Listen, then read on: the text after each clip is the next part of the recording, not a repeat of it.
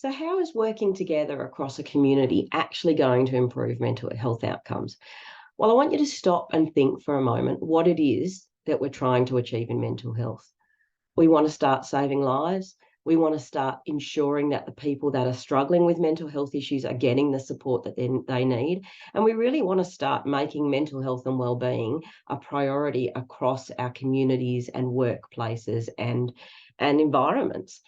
But the thing is that alarmingly, statistics aren't improving.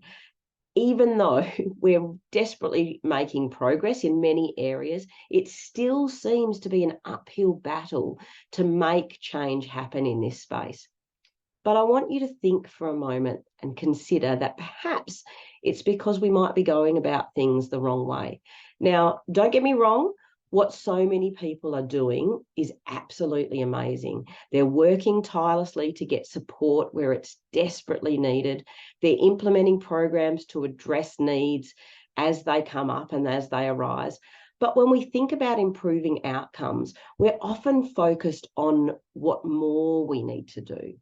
And I want you to think about perhaps shifting our thinking around that space. And instead of thinking about what more we need to do, perhaps we need to consider what isn't working and how we can do it better, and how we can take what isn't working and consider what the constraints are and tweak it to improve it so that then it can be a functional solution. Because already so often what we do is look to outside help to bring in a solution. And I want you to instead start to consider that perhaps we should be looking at the strengths that already exist within our community. So that means giving our health professionals, our educators, our police, our sporting and community groups a voice to talk about the issues and the constraints that they see happening every day, and actually bringing those same people together to come up with a common sense solution that actually works and that can be reflected on as a group to try and make solutions and move forward.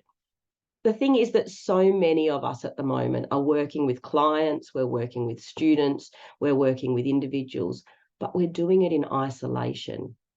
And we know that so much of what is needed in mental health and needed in solutions is actually across the whole of a person and across the whole of community. There are so many solutions that are already out there that can be found if we actually focus on intentionally collaborating and utilising those strengths that exist, instead of constantly moving forward in a very siloed approach, which typically ends in burnout and frustration. Look, I'm going to stop there because this is a really important topic, but I don't want to focus on just this at the moment. If you would love to know more and you'd actually like to start utilising the strengths that clearly exist in your community, and even if you don't know who they are at the moment, but you'd like to know, if you'd like to know more about this and you'd like to grab a copy of my free community mental health checklist, which can give you an overview of all that's involved in setting up a community approach, please jump on the link below in the comments or in the video and get that straight away. And until next time, I'll see you later.